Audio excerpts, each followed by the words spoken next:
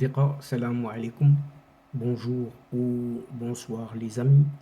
J'espère que vous allez bien et bienvenue sur votre chaîne Bled Magharibia. Merci de nous recevoir chez vous une nouvelle fois. Mais tout d'abord, permettez-moi de vous souhaiter Awashirkum Mabrouka et avec mais vraiment un excellent mois de Ramadan. Et justement, à partir de ce mois saint, votre chaîne, cette chaîne Bled Magharibia, prendra une petite pause sans savoir exactement sa durée, donc une durée indéterminée, pour vous revenir ressourcer davantage encore que plus que d'habitude. Mais cette fois-ci, je suis quand même ravi, heureux, content de vous retrouver à travers cette 381e vidéo qui vient vers vous pour vous proposer votre CQFD habituel. Et ce CQFD se consacre à ces multiples pénuries décidément. Oui, pénurie au pluriel, pénurie de liquidité au pluriel aussi, en cette Algérie. Ça veut dire quoi? Au fait, ça veut dire que acheter de l'huile, par exemple de l'huile de cuisson, c'est comme acheter de la drogue. Oui, c'est devenu en tant que tel. Exactement. C'est la même équation. Les consommateurs algériens ont de plus en plus de mal à joindre les deux bouts.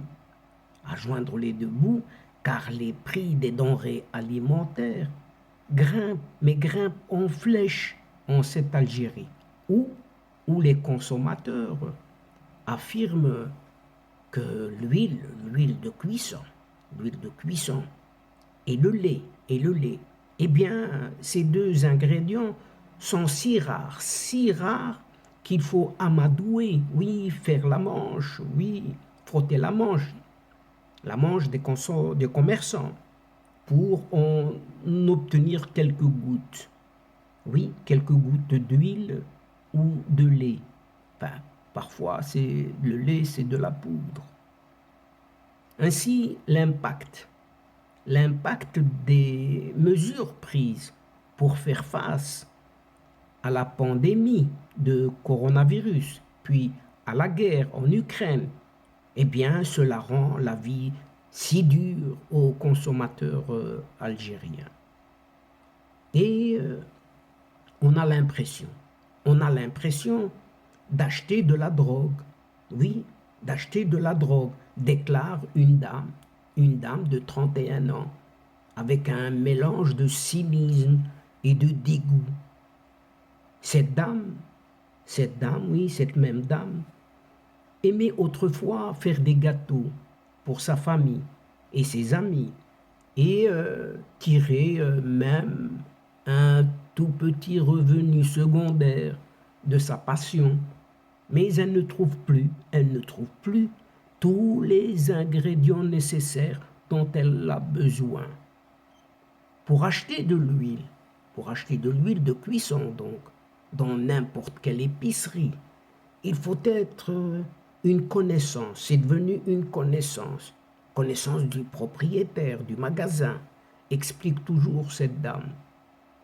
Et cet échange de commerce se fait généralement en toute discrétion.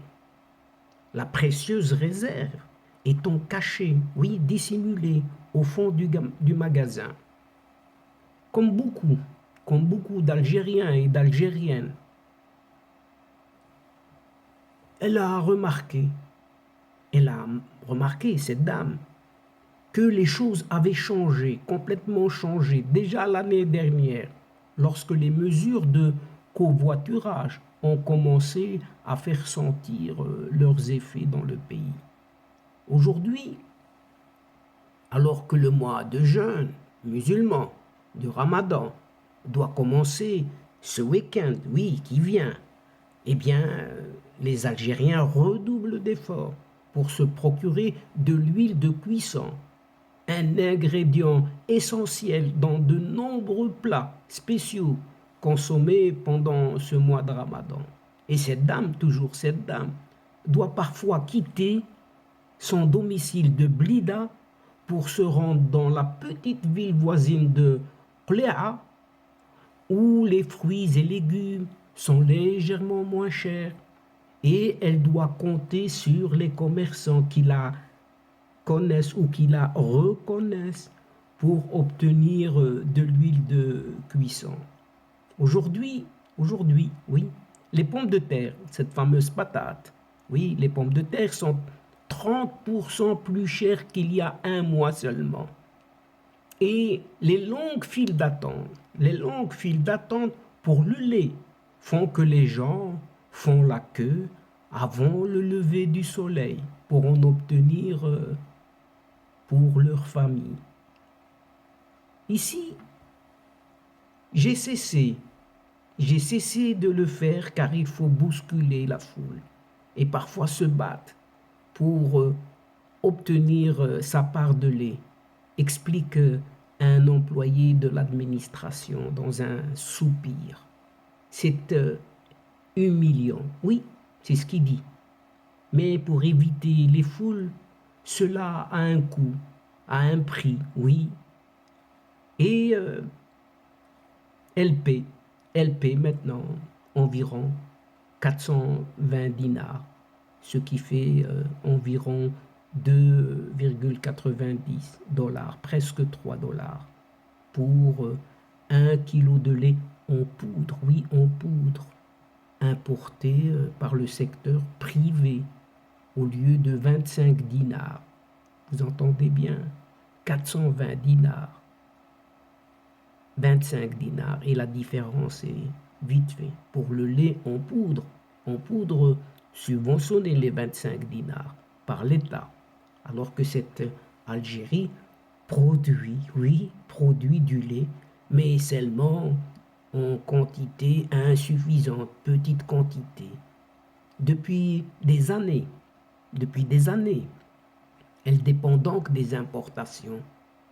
Cette Algérie, importation de France ou d'autres pays de l'Union européenne, et plus récemment des Émirats arabes unis, généralement sous la forme d'une poudre, toujours de la poudre, qui est liquéfiée dans des usines locales avant d'arriver aux consommateurs à la fin. Mais ce qui dérange le plus les Algériens et les Algériennes, c'est l'huile. Oui, c'est l'huile de cuisson, comme le lait. Comme le lait, cette huile est subventionnée par l'État. Mais même avant la crise actuelle, cette huile était déjà chère. Une bouteille de 5 litres vous coûtera au moins 600 dinars, soit plus de 4 $, 4,20 $ exactement. Sachant que ces fameuses friandises, frites, comme la zlabia par exemple, la zlabia, sont très appréciées pendant le mois de Ramadan et nécessitent beaucoup d'huile de cuisson. Mais comparé au salaire mensuel moyen en Algérie, qui s'élève à 240 $ seulement pour les travailleurs du secteur privé et à quelques 410 $ pour ceux du secteur public, il n'est pas étonnant que la pression sur les autorités soit montée d'un cran, si ce n'est pas plus. L'accumulation de nourriture et la corruption ont augmenté en raison des difficultés économiques du pays, comme l'a constaté une commission parlementaire elle-même dans un rapport mais vraiment très accablant. Un membre de cette commission, a déclaré cette fois-ci à la BBC que les négociants sur l'huile de cuisson gonflent artificiellement la quantité de produits subventionnés qu'ils vendent afin de réclamer davantage encore d'argent au gouvernement. Du trafic en quelque sorte. oui, du trafic. La demande d'huile de cuisson augmente pendant le ramadan. Oui, une grande consommation, surconsommation, et constitue un élément donc essentiel des colis d'assistance qui leur sont fournis.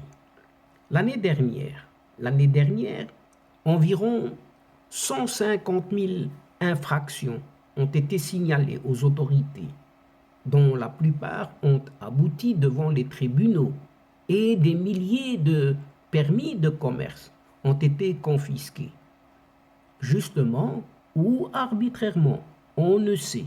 Dans les deux sens, dans un pays où il y a corruption, on peut se douter de tout, c'est-à-dire de tout ou de rien. Mais il y a aussi un problème de contrebande de produits subventionnés à travers la frontière, cette fois-ci, cette frontière du sud de l'Algérie, pour être vendus dans les pays voisins, que la commission parlementaire a décrit comme très répandus. Il n'existe pas de chiffres officiels ou de chiffres exacts, mais des sources, oui, des sources, des bruits, ont déclaré à la BBC que jusqu'à 12 camions, oui, vous entendez bien, 12 camions d'huile de cuisson passaient chaque jour en contrebande d'Algérie au Mali et au Niger. Une frontière passoire en quelque sorte. Oui, une frontière passoire. Les coupables, les coupables vendent cette huile de cuisson de fabrication pourtant algérienne, paraît-il, financée par l'État, en devise forte, réalisant un bénéfice pouvant aller jusqu'à, écoutez bien, 17 800 $ par chargement de camion, chaque camion, et vous multipliez ça par 12.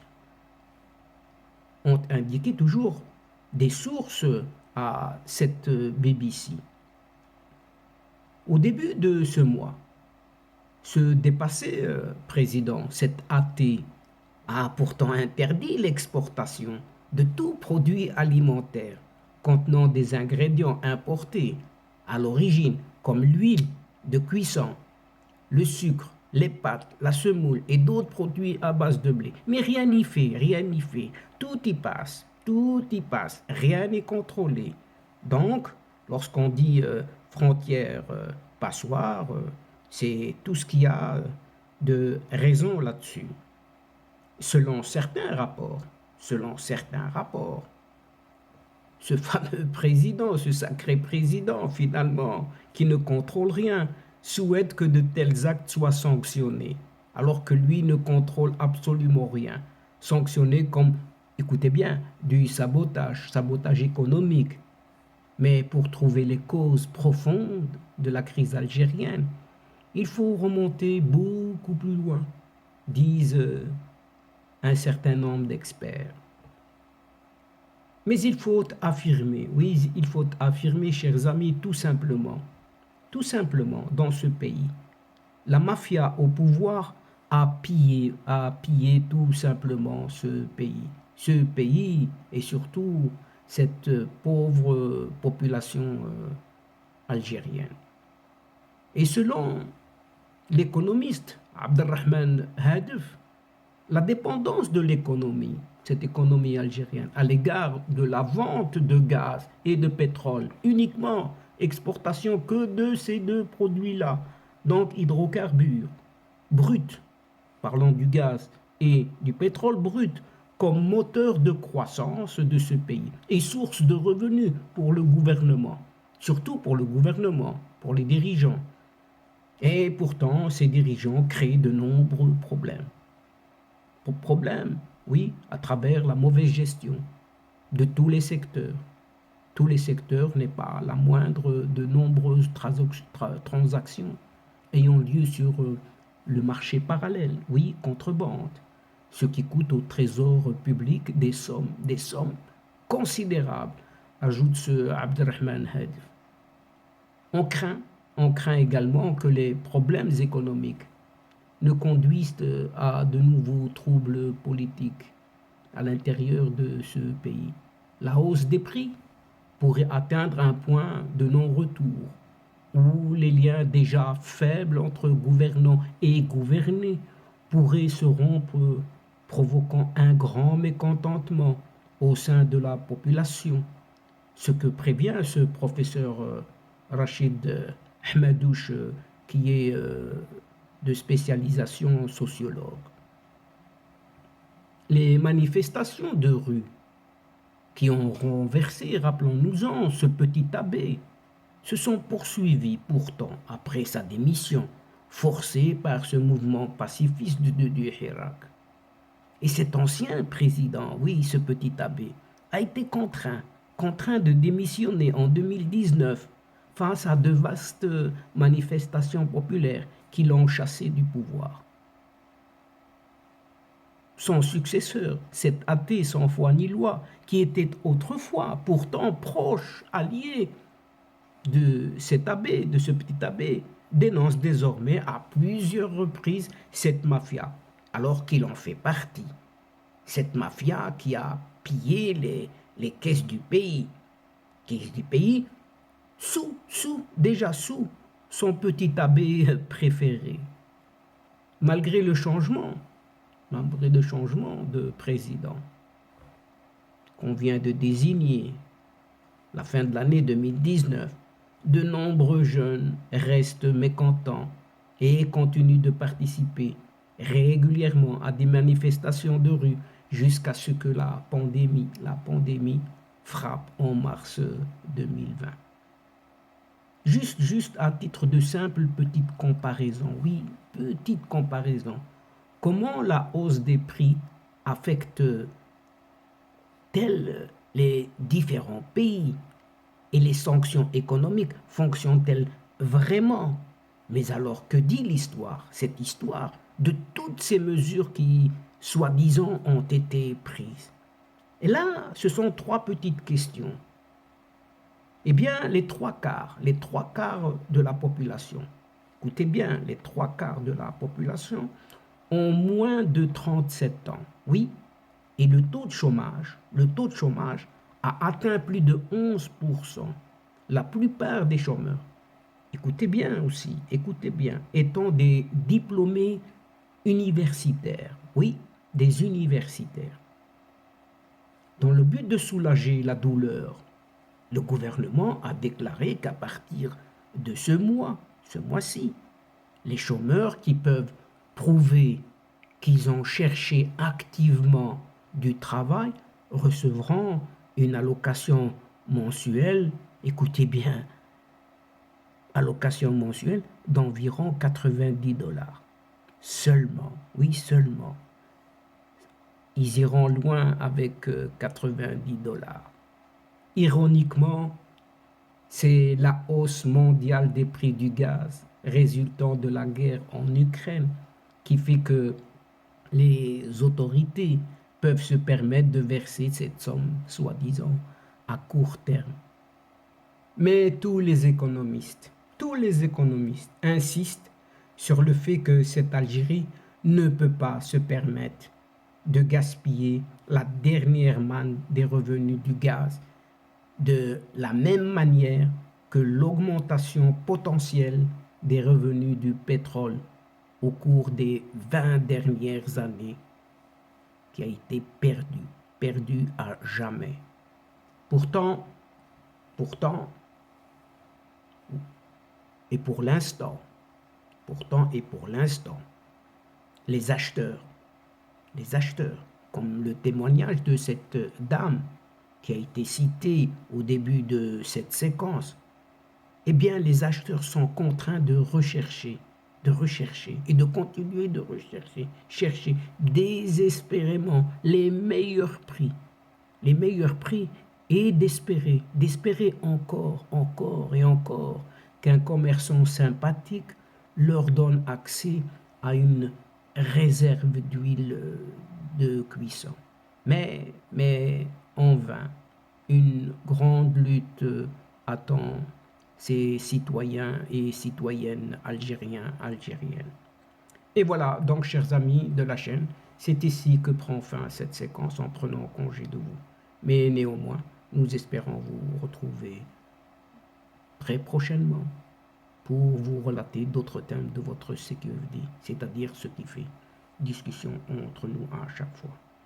Mais avant de vous quitter, je vous réitère tous mes remerciements, mais aussi tous mes bons voeux à l'occasion de l'ouverture de ce mois saint de Ramadan. Ainsi, je vous dis, et je voudrais vous adresse Awashirkum Mabrouka, oui, Awashirkum Mabrouka, et un excellent mois de Ramadan avec beaucoup de ressources spirituelles, bien évidemment. Aussi, je n'oublie pas de rappeler qu'à partir de ce mois,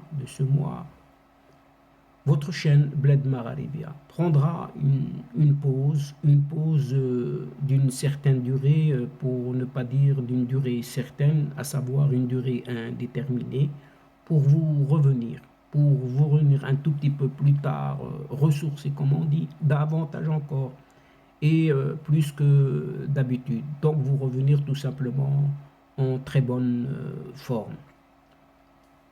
Pour moi, je vous adresse un tout grand merci pour votre confiance et surtout pour votre participation de nous écouter jusqu'au bout des séquences qui attendent vos encouragements. Comme d'habitude et tout le temps, on est dans votre chaîne en vous y abonnant très très nombreux afin d'être tout simplement informé rapidement. Aussi, n'hésitez pas de partager au grand maximum les séquences vidéo de votre chaîne et bien évidemment sans modération. Encore une fois, Mabrouk Awashirkum à toutes et à tous. Pour ma part, il ne me reste plus qu'à vous dire au revoir les amis. Al-Asdiqa, Assalamu alaikum wa rahmatullah wa barakatuh. À la prochaine fois et à bientôt, c'est-à-dire lorsque votre chaîne reviendra incessamment sous peu. إلى اللقاء في حصة أخرى إن شاء الله. مع السلامة.